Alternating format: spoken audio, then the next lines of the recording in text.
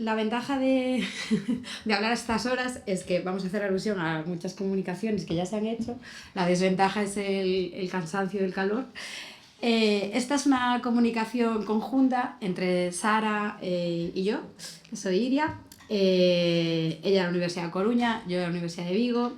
Y vamos a analizar pues, las diferentes formas de resistencia individuales y colectivas en trabajadoras del hogar y de cuidados, que en realidad vamos a interpretar una parte del trabajo de campo del proyecto CRISMIG, que también han mencionado anteriormente, que bueno, pues realmente nuestro objetivo en esta comunicación breve de hoy es analizar esos repertorios de acción individual y colectiva que las empleadas de hogar y de cuidados pues, han desarrollado en los últimos años, ¿no? Y cómo han conseguido pues, los logros legislativos, aunque bueno, con sus sombras, como nos recordaba Carmen Grau.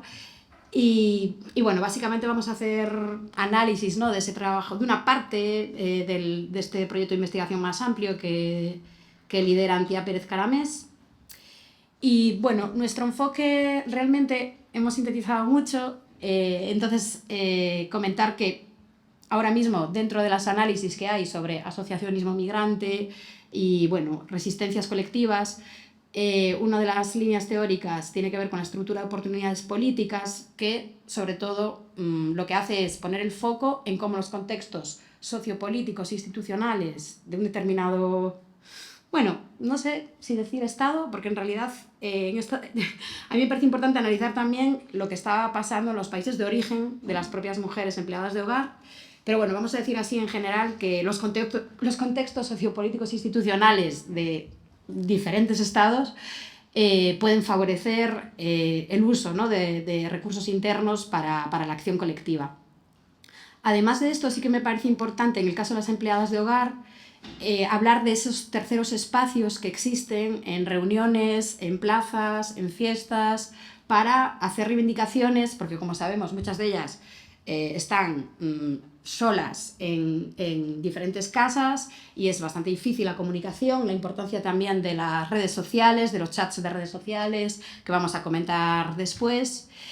Y lo que comentaba, y que realmente no solo tenemos que hablar del contexto sociopolítico, en este caso español, sino que también es muy interesante analizar cómo, por ejemplo, si hablamos del convenio 189, pues muchos países de origen de estas mujeres migrantes, como Colombia, Chile, Argentina, los tenían aprobados desde hace muchos años, ¿no? En muchos casos ratificados desde hace 10 años. Entonces, y bueno, también tienen una confederación latinoamericana del Caribe de trabajadoras de hogar, pues muy potente, y que de alguna manera cuando analizamos sus estrategias en destino, en este caso, yo creo que es importante no olvidar, ¿no? Que ellas también tienen su cultura política transnacional y como veréis, pues bueno, pues aquí en la metodología comentar también que muchas tenían estudios cualificados, trabajos cualificados en origen, no se lee muy bien quizás, pero bueno, os comento, pues maestra informática, auxiliar de enfermería, comerciante, jornalera, ingeniera civil, estudiante universitaria. Quiero decir, yo que ya hace muchos años trabajé en asociacionismo migrante, evidentemente la cultura política de origen es muy relevante para entender también la activación de una serie de recursos individuales y colectivos, en este caso, ¿no? que van a realizar en el contexto español. Lo que vamos a hacer en esta comunicación es analizar estas entrevistas semiestructuradas, 13 a trabajadoras de hogar y de cuidados migrantes, 6 a informantes clave. Casi todas las entrevistas fueron realizadas en Madrid y Coruña. Y bueno, resaltar que, como comentábamos también, como se comentó en otras comunicaciones, pues evidentemente la importancia del régimen, ¿no? De ser externa, interna, residencias, SAD. Bueno, hemos tenido muchos casos en los que muchísimas mujeres han pasado de un tipo de régimen a otro, de residencia a empleo de hogar, de empleo de hogar a residencia, con una concatenación de trabajos muy diversos que un poco hemos analizado aquí.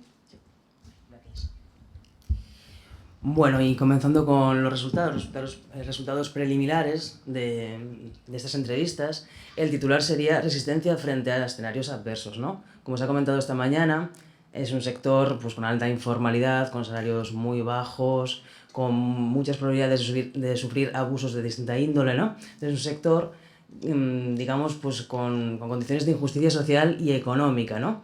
Entonces, lo que hemos visto y que también comparten otros estudios e investigaciones es que frente a este escenario de injusticia social, las trabajadoras desarrollan una serie de estrategias de resistencia, ¿no? Con el fin de minimizar o enfrentar, pero sobre todo reducir los efectos de este contexto. Entonces, nosotros hemos utilizado una categoría que ya se ha empleado en otros estudios, que sería dividir estas estrategias en individuales y colectivas.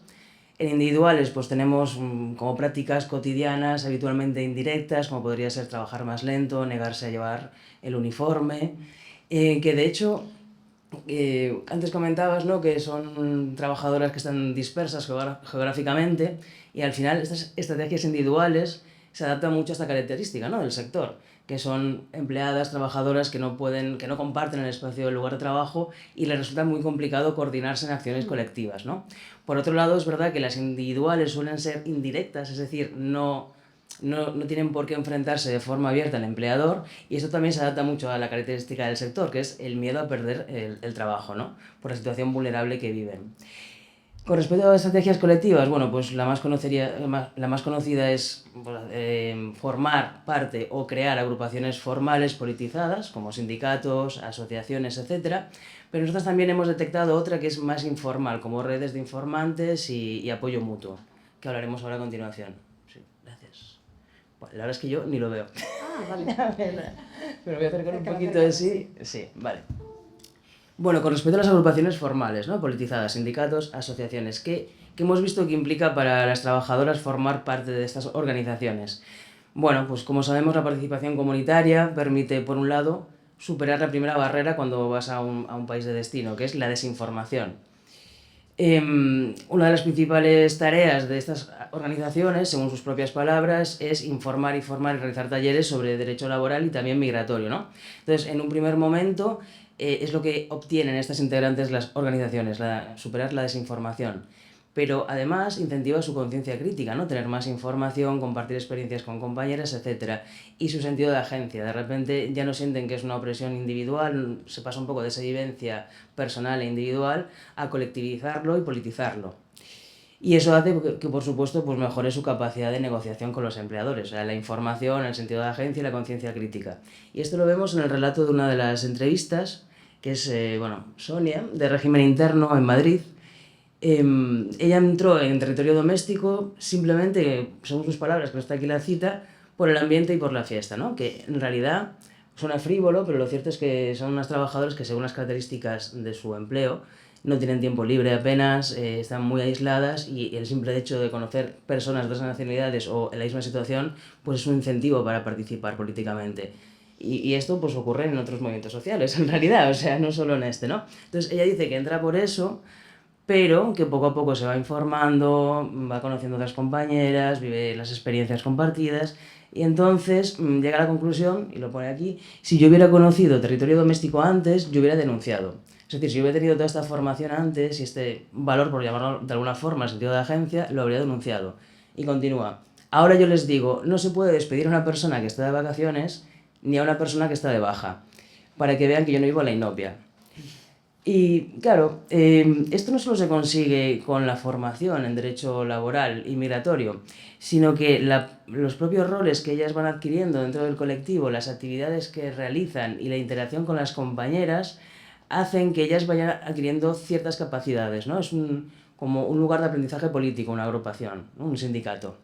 Entonces continúa Sonia diciendo que cuando Rafaela Pimentel le decía: Sonia, hazme una entrevista para medios, yo le decía: pero si no tengo ni idea, ¿qué voy a decir? Y ahora me aflojo. Ahora me aflojo, ¿cómo voy a crecer entonces?, ¿no? Ella misma ya no hace falta que se lo pidan, sino que ella misma es consciente de que tiene que ponerse delante también, ¿no? También por sus compañeras. Es como una curva de sujeto sujetado a sujeto agente, ¿no? De una vivencia de la opresión a la politización de la misma. Sí, vamos a pasar porque ya no sé cuánto llevo de esto. Vale. Vale, con respecto a las estrategias colectivas informales, ¿no?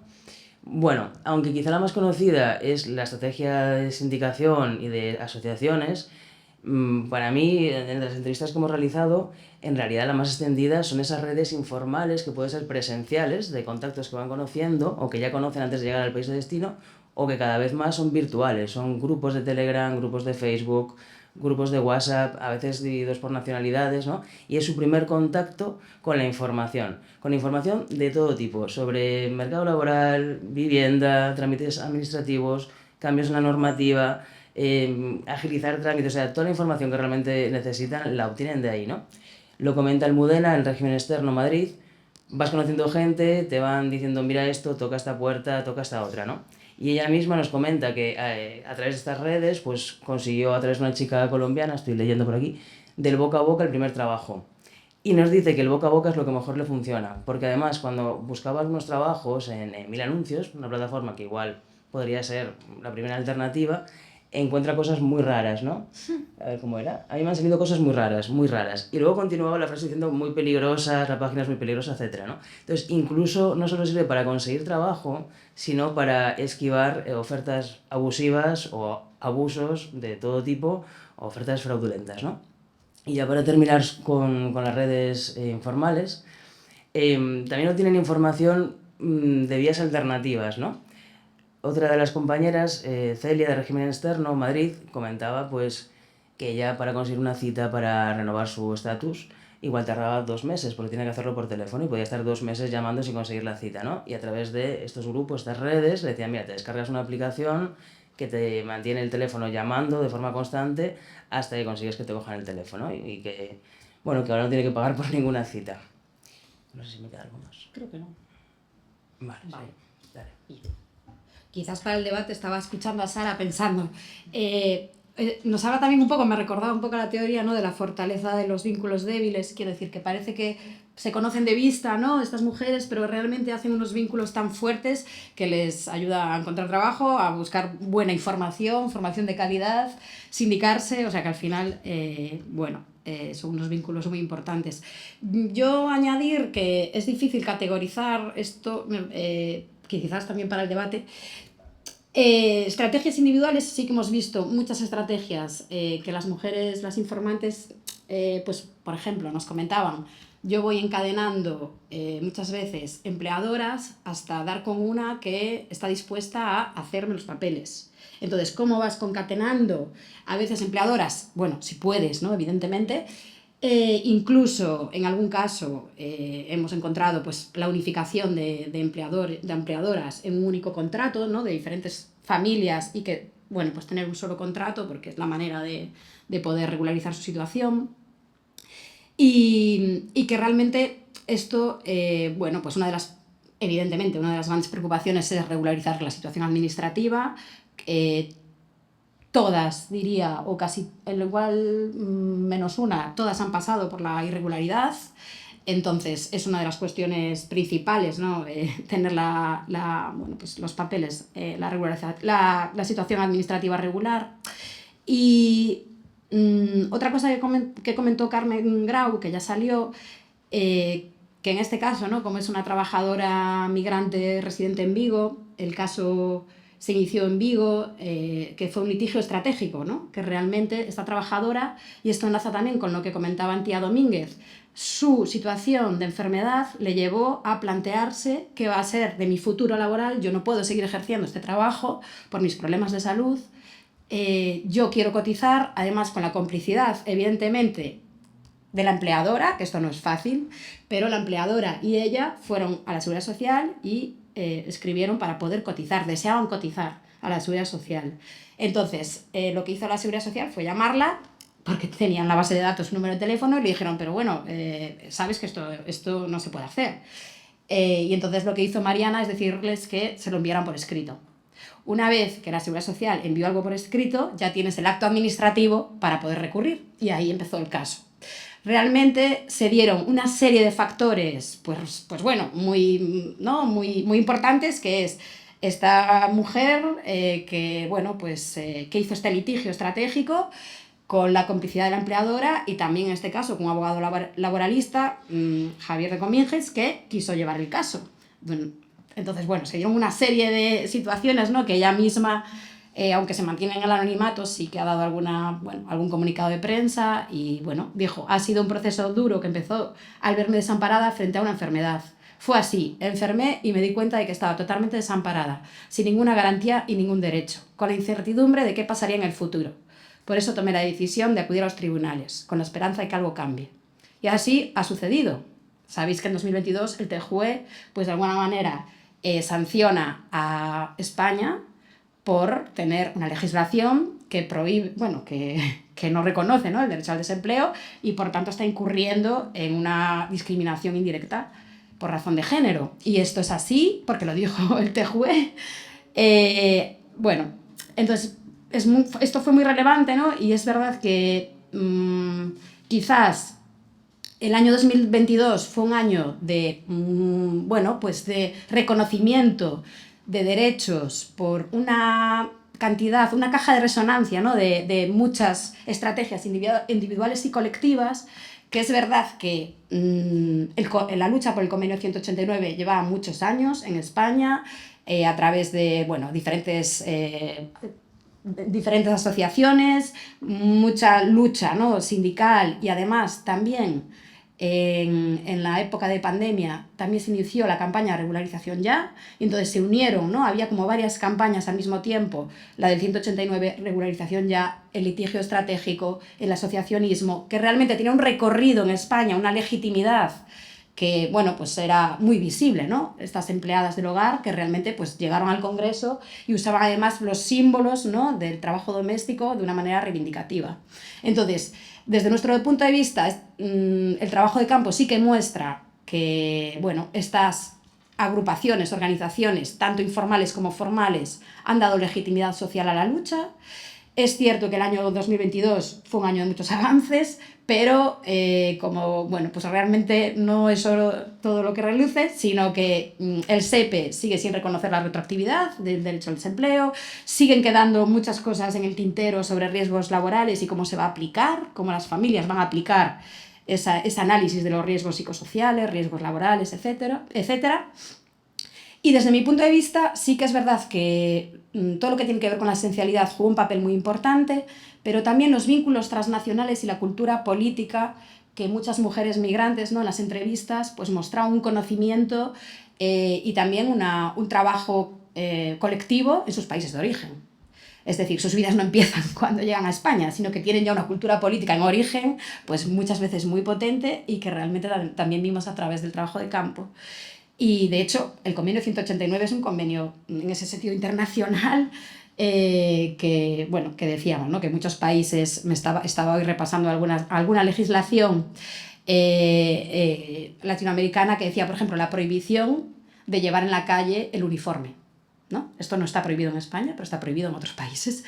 Entonces, bueno, creo que es interesante comparar legislaciones porque también nos puede llamar la atención hasta qué punto España fue súper lenta y, a pesar de todo, sigue en muchos casos frenando ese reconocimiento de derechos plenos de las mujeres empleadas de hogar y de cuidados. Por mi parte, creo que más o menos, bueno, no sé si quieres añadir nada, pues estas son como imágenes de diferentes momentos de la lucha, sobre todo el convenio, por el reconocimiento del convenio 189. Y nada más. Muchas gracias. Sí.